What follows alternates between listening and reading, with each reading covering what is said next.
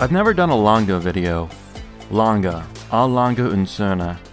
I have a lot of respect for this brand. It's known for real deal, high horology stuff, lots of interesting complications, kind of renowned levels of finishing, and done with relatively sober designs, as is the German way. And this watch, this Saxonia Thin blue copper, is very close to the brand's entry level, at $22,000. Yeah, that's towards the bottom of the Lange price range. Sorry about that. I tend not to feature a lot of high luxury watches. That's not because they aren't interesting to me, but because I like to focus on watches that I might buy, and this ain't one. It's the price and the style. But when someone asks you if you want to borrow a Lange, you say yes.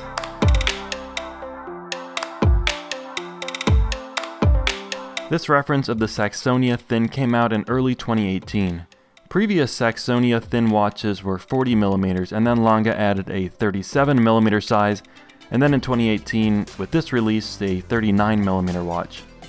39mm in diameter, 45mm long from lug to lug, and a 6.2mm thick case, in white gold. This is not steel, this is white gold. Why white gold? Because fuck you, that's why. Lange doesn't list the water resistance for this watch, and it's not etched on the case back, so arrest all urges to pop this on a NATO and go diving. For the safety of the watch, sure, but also because every time a dress watch goes on a nylon pass-through strap, an angel loses its wings. But with 20mm lug widths, you could put this on a lot of straps, which I did. The blue copper comes on this glossy blue croc leather strap. It's very good quality and comes with a nice white gold buckle, but it's just not to my taste. So I've been wearing the watch on this gray suede strap from B&R Bands, and I think it looks the part. A 39mm watch on an 18cm wrist. That's just over 7 inches, or 1.9 times 10 to the negative 17 light years. 39mm, what is it about that number? Is the difference between 40 and 39 purely psychological, or is the difference that physically noticeable? Because to me, and for me, this is a perfect size, and especially with this 6mm thickness. Even on a moderately sized watch, the weight difference between gold and steel is noticeable. And on a watch this thin, and on a strap, the difference in heft is good. I like those few extra grams on this piece. You can almost feel how expensive it is. And that's why I'll never own a Richard Mille. That's definitely the only reason, for sure. Blue copper. The blue part makes sense, right? It's a deep blue dial. The copper part of the name is less obvious. This dial is made of something called goldstone, which is neither gold nor a stone. Discuss. Goldstone is also known as aventurine glass, and it's a human-made substance. Goldstone is believed to have first been created in the 1600s in Venice, Italy. Aventurine glass is made by adding tiny copper oxide crystals to glass as it's being heated. And as the glass cools, the copper crystals somehow transform into what you see here. A night sky full of shining stars. If it matters to you, Lange does not make these dials in-house. They have them created by experts in fine glass. And if that non-in-houseness bothers you, either find a new hobby or get used to disappointment. Not every watch company can or should make all its components. It's not always feasible, and in the case of advanced glass, leave it to the experts. I think Lange treated this dial correctly. The dial text is sparse, the hands and markers are simple and elegant, and there's no date complication. There's just the time and the twinkling stars. And going back to the dial text, I've always admired Lange's custom font and how it's used. The arcing brand name and just one line identifying the watch's place of origin. Glashütte I/A. Glashütte in Saxon. That's where Lange Söhne is based. It's a small watchmaking town south of Dresden, Germany.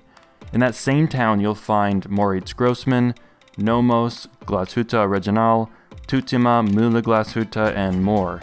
While Nomos is number 1 in volume, Lange is number 1 in revenue. The history of Lange Söhne is very interesting and takes many of the twists and turns similar to other brands from the eastern parts of Germany. I'm not going to go into it except to say that the brand's resurrection seems like a success story to me.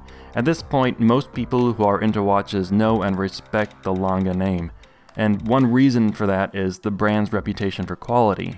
You've seen that quality on the front of the blue copper, but check out that back. Inside the blue copper and all Saxonia Thin watches is the in-house caliber L093.1. It's a manually wound movement made of 167 parts, and it's only 2.9 millimeters thick.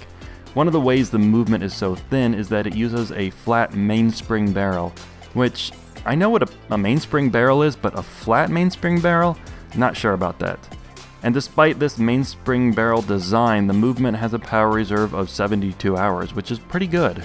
The movement is made of something called German silver, which is an alloy of nickel, copper, and zinc, and it's expertly finished, by hand of course, with glashütte stripes, anglage along the 3/4 plate, blued and polished screws, and a hand-engraved balance cock, which is never not a funny phrase, never not. On some Lange watches, I would say that the movement is the most beautiful side of the piece, but on this blue copper, I think it's a tie. Now, when it comes to the $22,000 price tag, what are you gonna do? When you get to this level of retail prices, nothing is a deal or a bargain. Nobody needs this watch or any mechanical watch, even a $200 one. A person buys this watch because they love the craft and design. Some people buy $20,000 watches to show off. A lot of people, probably.